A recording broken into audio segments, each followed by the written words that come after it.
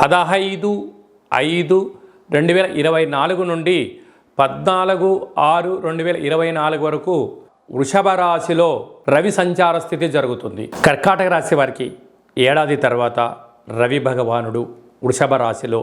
లాభస్థానంలో సంచారం చేయడం వలన ఒకవైపు అష్టమ స్థాన శని సంచార స్థితి ఉండినను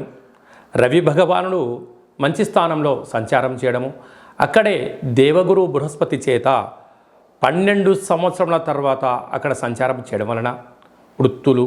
ఉద్యోగాలు, వ్యాపార కార్యక్రమాల్లో, సేవారంగ కార్యక్రమాల్లో అరుదైనటువంటి గౌరవం, రాజసన్మానం, మంచి విందులు, వినోదాలు, తీర్థయాత్రలు, ఆధ్యాత్మిక చింతన, అన్నింటా విజయం, మీ కష్టానికి సరిపడంత ఫలితం రావడంలో కర్కాటక రాశి వారు ఎంతో రెట్టించిన ఉత్సాహంతో పనిచేస్తూ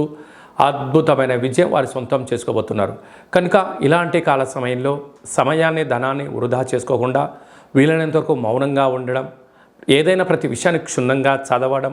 వినడం, మాట్లాడేటువంటి కాల సమయంలో కొద్దిగా తక్కువగా మాట్లాడినా మంచి విషయ పరిజ్ఞానం కలిగినటువంటి మాటలు మాట్లాడగలిగితే మీ యొక్క ధనం,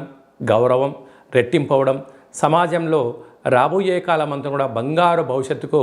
ఇవి నాంది అని చెప్పి మీరు గమనించగలగాలి. కనుక వీలైనంత వరకు శ్రీ మేధా దక్షిణామూర్తి స్వామి యొక్క పఠనం, సూర్య నమస్కారం, అరుణపారాయణం చేసుకుంటూ మీరు ఎంత బరువు అయితే ఉంటారో అంత బరువు కలిగినటువంటి గోధుమలను తులాభారంగా చేసుకొని ఈ గోధుమలను ప్రవహించే నీటిలో కానీ, ఆవులకు కానీ, పక్షులకు కానీ దానం చేసినట్లయితే అద్భుతమైనటువంటి, అంటే తనువు మనువు మీరు ఎంత బరువు అయితే ఉంటారో అంత బరువు కలిగినటువంటి వీటిని గోధుమలో దానం చేయడం వలన అనుకున్నంత సంపద మీ సొంతం అవుతుందని చెప్పి గమనించాలి.